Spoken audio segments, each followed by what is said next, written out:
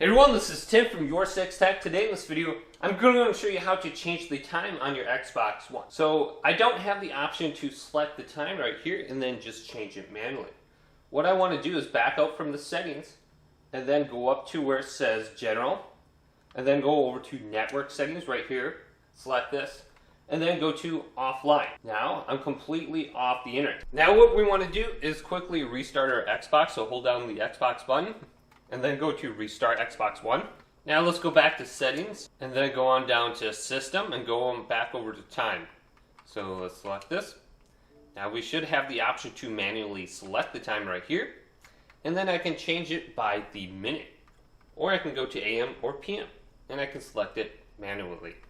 And then you can do the same thing with the date as well. So hopefully this video did indeed help you out. If it did, leave it a big thumbs up and subscribe to my channel down below for more tech up videos coming up next on YourSixTech.